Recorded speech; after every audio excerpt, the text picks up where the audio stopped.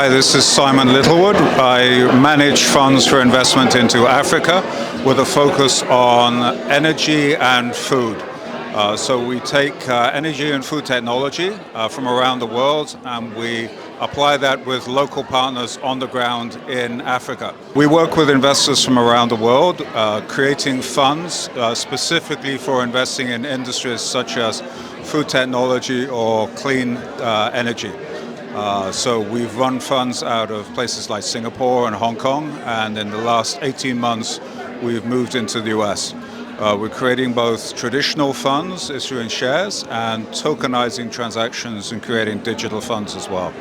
A whole range of funds for everything from startup to more developed infrastructure projects, working alongside infrastructure agencies, philanthropic things, so doing water projects, energy projects, infrastructure alongside DFC and other organizations, and then smaller projects in things like fintech, where we're working with private equity groups from around the world.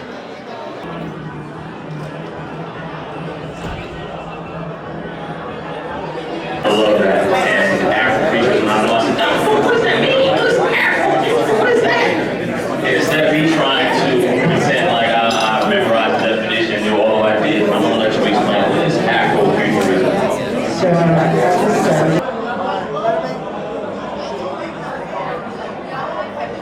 Alright, I'm going to do the camera quick. Alright, everybody got it, babe? Right over here. Last one. Right. Little Johnny in India, and talking with little Mikey in South Africa. Doing this panel tonight, just giving you an insight. Now, tonight is going to be a very, very action-packed night. Let me introduce myself. My name is Ntim.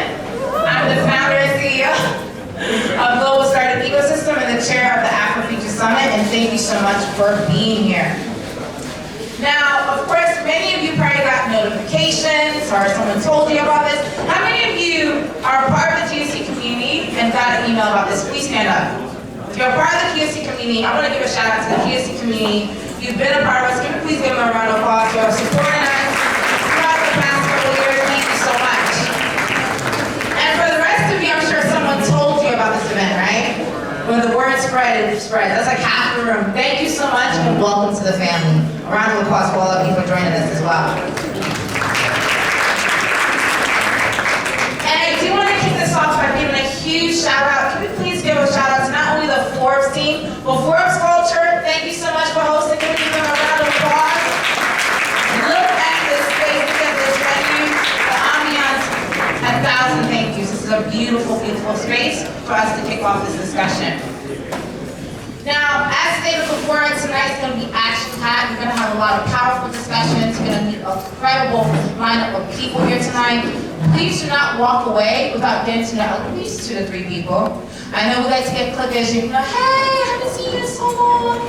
You know, now we're live again. You know, the COVID experience is kind of backdoor. We're back together. Please feel free to meet people, mingle, and make some connections. That's what this is all about. So we're going to make some friends tonight? Yes. Sounds good. So with that said, we're going to kick it off with, first by telling you, taking a step back and let you know a little bit more about the global startup ecosystem. As stated before, the global startup ecosystem, we run tech summits around the world, but our mission is simply to prepare people for the digital age. And what does that look like?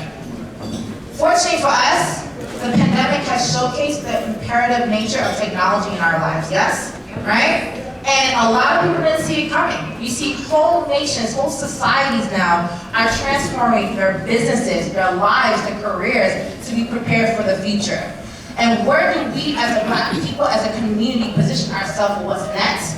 That's why GSC was founded, to take that mission around the world, here in the United States and around the world. So you are part of that movement and you're a part of that experience. Thank you for being a part of this experience. I really appreciate it. And a lot of times when I tell people the work that we do around the world, sometimes seeing is believing, right? Many of you are shouted out the GSC community prior to this because they've been in Haiti, they've been in Ghana with us, they've been in Nigeria, they've been around the world with us as we carry this mission for the past 6 years now, right? And for Black businesses to be going on strong globally, internationally for 6 years, despite a pandemic, despite a recession, despite whatever is being thrown at us, we're here. So we're telling you Black businesses are standing strong, and we as the people are really pushing each other forward. That's what we're here to celebrate tonight. People is doing that every single day, right? And so I want to kick off by just giving you an experience of one of the programs that we've done. How many of you are interested in space? Right? Hopefully one day we all will be traveling in space. It doesn't sound like a far-fetched idea, right? So let me give you a look into our program at Space Tech Summit. A huge movement of the Black diaspora going back home to the continent.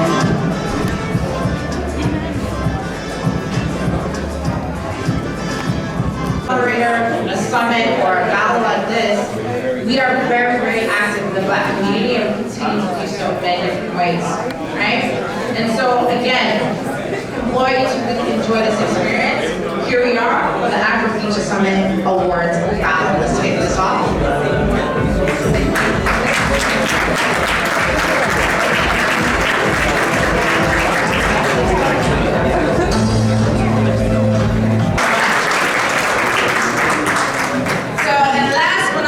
Our speakers and awardees and guests of honor, thank you so much. Please give them a round of applause.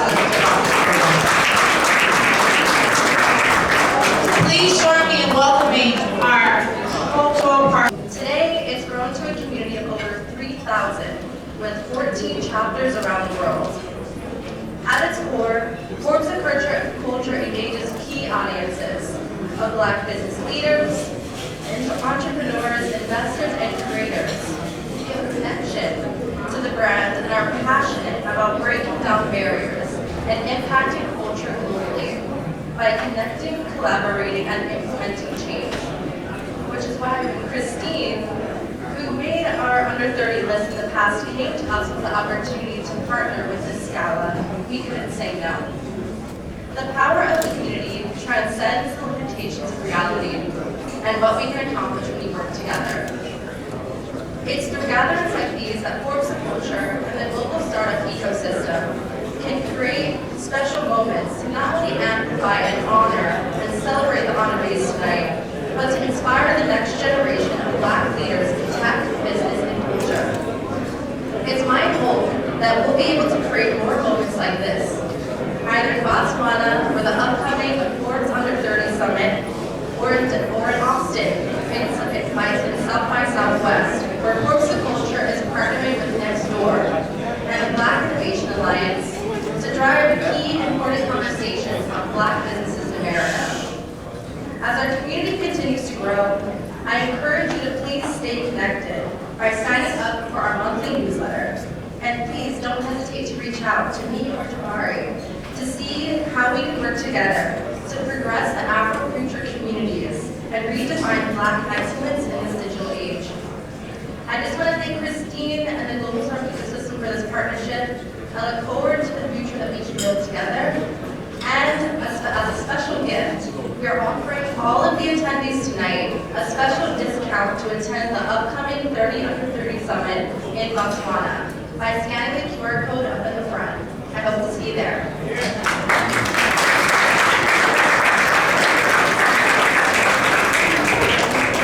Thank you so much, and again, a huge thank you to Forbes for partnering with us with this program, Forbes Culture. We also want to give another spotlight, shout out, and I'm going to welcome Einstein to introduce our spotlight partner, Diaspora Affairs, Office of the President of Ghana. Please give him a round of applause.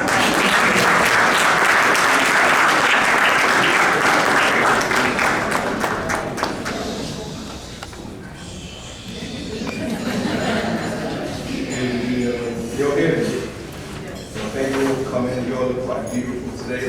I'm really impressed and proud to see you all in the room today. Can we get a round of applause for everybody in the room?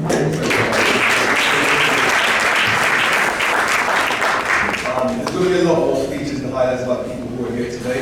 But I wanted to welcome my personal director, because right now I work at the Diaspora Affairs Office of the President. And for those who don't know, my name is Einstein, both the Ntim. I'm the chair of the board as well, where we try to get more people to be informed about technology, innovation, and the future, especially people from emerging markets and people from the black community as well. Right? And just to kind of showcase the importance of why it's important for us to get connected back to our community. Me personally, I grew up in the UK, and my first foray back to Ghana as an adult was at the Homecoming Summit, which was organized by the Diaspora Affairs Office of the President, where they sort of do these incredible programs to bring people back home and help to champion folks to engage back with the motherland and the continent. And for me, an enormous amount of gratitude and just appreciation for the office and for the director who made that program happen specifically. So I want to just quickly pause and welcome the Director of Diaspora Affairs to come by and just give a few remarks to all of you who've been here about what the office is doing and how important diaspora engagement is to the world in general. So to help me welcome the Director, Akwasi, Ababio.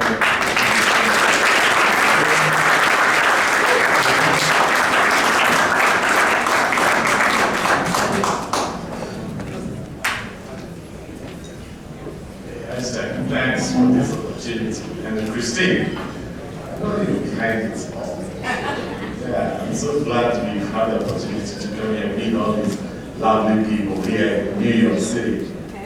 And I'm happy to say a little bit about what we do, how we're doing it, and the people who are behind it and helping us to do what we've done. I've been lucky. My name is Akwasi Ababio. I just, for the purposes of pronouncing it, the way it's pronounced in Ghana, I like to say that myself. And it's Akwasi Ababio. And I sit in the office of the president for mobilizing and engaging with the diaspora. And I've been lucky, seriously lucky, to have been the chairperson of the steering committee that's put together that nice program that we have, everybody talks about right now.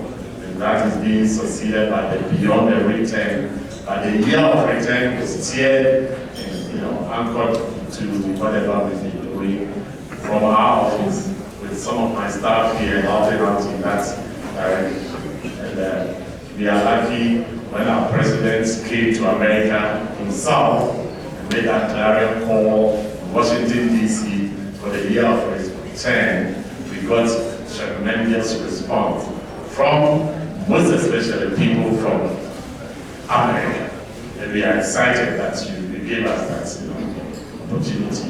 Suddenly Ghana was transformed. Ghana, suddenly was appearing in all the places. It became the fourth best place to visit in the world. And then, Google search and others were putting it right on top as what you have to be, where you have to go to. And I'm excited that some of the things that we've been doing in the office, which is essentially to make sure that we can engage with the diaspora, has brought us here today. I want to just pause for a moment, just get us into a storytelling performance, right? In Ghana, my family, we come from a region in Ghana called Cohen, which is in the mountains, right? And the story about how my family the people in Cohen actually got into that mountainous area. Basically, there was a big empire in the Ghana region called the Ashanti Empire. And I didn't really know about the Ashanti Empire before, What made the Ashanti Empire quite prolific was they were quite efficient when it came to expansion. And what they would do is they use an economic format called comparative advantage. For those who come into the room, what that means is they pick a region and they can dedicate it to a certain task. So they have a region the size of New York City, dedicated purely to agriculture. A region dedicated purely to fishery. A region dedicated purely to blacksmith work, to every aspect of economic development, right? And they use it to Well, right now, I'd like to bring to the stage my guest, and a guest of you all, Dr. Ayisha Coleman, who is a Chief Diversity Officer at NYU, for our panel to discuss influencing, the role of Black influencers in today's digital society, how far it can take us, the value of it, changing policy, changing public narrative. It's a very good conversation. I know I had a great time speaking to Dr. Coleman just on the phone, and we was going for like 30 minutes, so I know this conversation will extend that much. And for the people at the bar,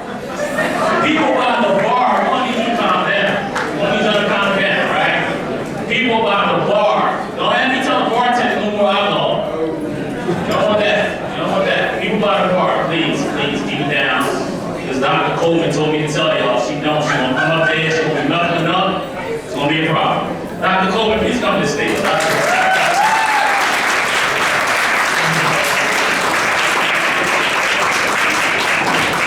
This is my first Afro Future Summit, and I hope this is the first of many. Someone was just telling me they might do one in Africa in October, and I'm like, really? Let's do it! Where we won't get the money at, that's a different story, but we're gonna try to make it happen. But anyway, tonight, talking about influencers, right? Because when you pick up your phone now, I know everybody got their phone out, right? Looking, you go on social media, you go on Twitter, there's Instagram, you just see it. The influencers, there they are, in your face, putting videos out, doing it all, right? And that's great, because that's a revenue opportunity for them, but there's also a responsibility that comes with influencing, and that responsibility is shaping public narrative, right? Helping policy change, shifting the conversation to how do we tackle black wealth. And this is why I'm so very happy to have Dr. Coleman here. So I will start this conversation off with you, Dr. Coleman, and ask you, when the word influencer comes to mind, right? What's your definition? What does it mean? Well, first of all, thank you for inviting me. Thank you, Christine, who's invited me to a number of these events, and of course to Einstein, and of course to you and Forbes for your sponsorship and partnership. When I think about influence, I think about Black economics, I think about innovation, I think about excellence, I think about the ways in which there's future possibilities that have yet to be imagined.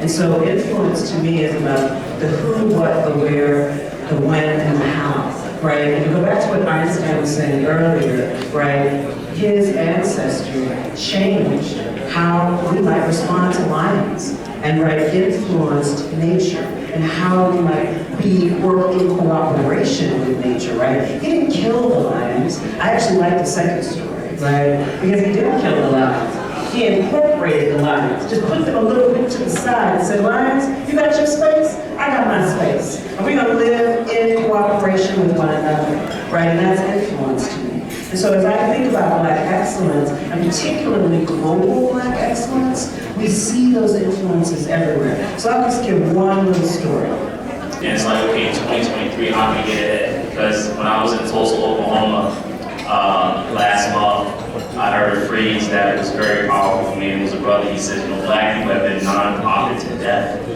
right? What about for-profit, right? How do we make money from our body? How do we make money from our ecosystem? How do we make more money from the social influence and all of the digital age? What do you find of the academia that we take to that? And by the way, I teach in the business school. Don't get it twisted now. I'm all about the capital. So I had to ask you about the money. You know, about money, all day, every day. And so when we think about the economics, right, and I think this is why I said that about the asset model, is that we have to really dig into these assets, and I think far too long. I like to use New Zealand as an example, Auckland, New Zealand, because Auckland, New Zealand was a place, right, if you've been in New Zealand, the ancestry there was very European white, very from the north to the south. And now if you're in Auckland, it's 3/5 people of color. People of color that nobody's ever heard of. People from Africa, people all from these different regions. And what are we seeing? The economic shift of that country as a result. And so that is where when I think, first of all, we've got demography on our side. It's just shifting. Now, I also know there's something called apartheid in South Africa. So I do know that we have to really dig down deep and think about the politics and the economics. So how do we leverage, right, that power of the demography? And I think that's global multi-sector partnerships, right? We sometimes exist in these narrow, sort of siloed situations. And unless we can really begin to do these multi-sector and multi-dimensional partnerships, I have partnerships, I know you're gonna ask me this, but I'll just say this now. I got partnerships in Africa, in South Africa, right, with universities, but also with government, and also with multinational corporations and NGOs. And that's what it's gonna take to shift not just narrative, but economic possibilities. I wish it was just corporate America alone. I wish corporate America could do it alone. But one of the things that you asked me before about higher education, do you know who corporate America cites all the time? Harvard Business Review. Princeton, whatever, right? Higher education studies. And that's why I said that link between the production of knowledge and this production of economics and wealth. There is a direct line. And so those partnerships are needed to actually reverse and recorrect the ways and the directions that we've been having. But what we've been trying to do is, okay, higher education, let's educate some people. Corporate America, let's put $5 million in the black. So I want to kick off this section by saying that these are honorable mentions. I mean, I can't begin to tell you how amazing these influences are that we're about to kick off and honor and showcase tonight. I'll start with our first honoree of the night. Can we please, energy, and can we please give some respect in the room? If you give me clap once, we give me clap twice. If you give me clap once, clap twice. Clap once, clap twice. Be here. Awesome.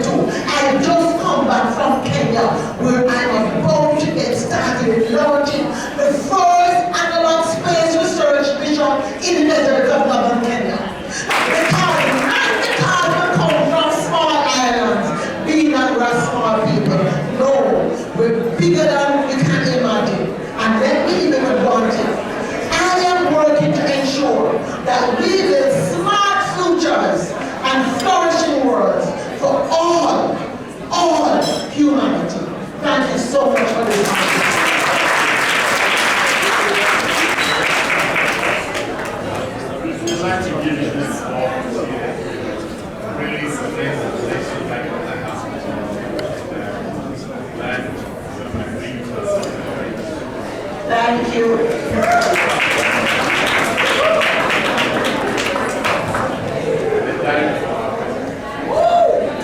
Thank you. Another round of applause for Dr. Claire Nelson.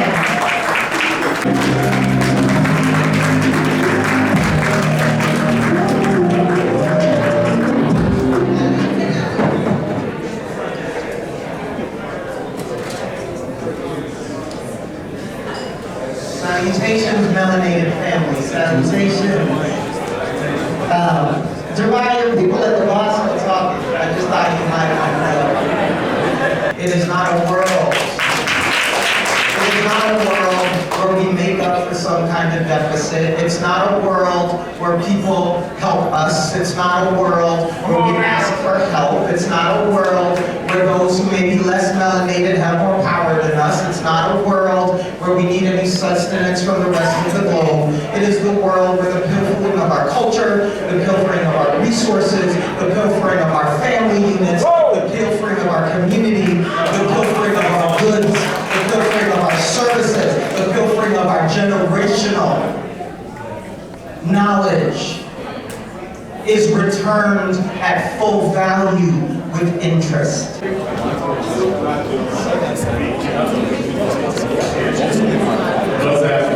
What we did in Ghana, which is the young percent, actually started with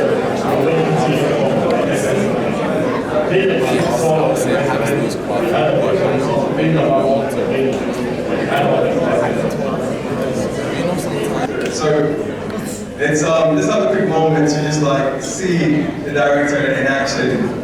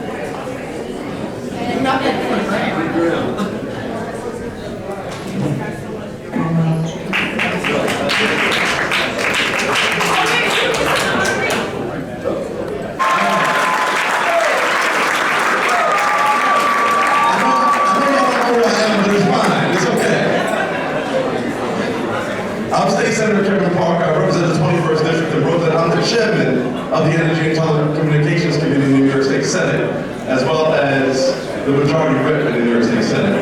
Before I begin, I'd like to ask everybody to stand up real quick. Stand up, let's go. I've been sitting here for half an hour, probably 40 minutes. Get a little stretch on. So I want to do a quick ceremony. Here we have so many people of African descent here, and it is Black History Month. I'm going to do a quick libation. All right? So in traditional African culture, it is very prevalent for us to, in fact, show reverence to our ancestors. Ashe, amen? All right. So it means that I cool my throat. I cool the way in front of us. I cool the communication between us and the ancestors. I cool all of our ancestors. That it was our ancestors who made a way for us to be here at this place at this time, so we remember them when we say Ashe. Our mothers and fathers, they were the first to see the dead and the first to discover the next, and so for them we say Ashe. For the empires of Kemet and Nubia, for Timbuktu, for Ghana, for Mali, for Sanahe, we say Ashe. For all the mothers who protected us and prayed for us, those who went to war and fought for us, for them we say Ashe. And for all of the ancestors that belong to us individually, we're going to call on their names. I want everybody to call the names of your ancestors, people who have passed in your life and who are important to you that you know continue to work on your behalf and think about. Come on, what people call ancestors too? Let's go. We all got ancestors. Go ahead. So I'm gonna say it first. Join the living part. Ashe. Come on, don't be shy. Say it out loud. Ashe. Ashe. Ashe. Say it first. That's it. Ashe. Come on. There's only people. Ashe. Ashe. Ashe. Ashe. Ashe. Ashe.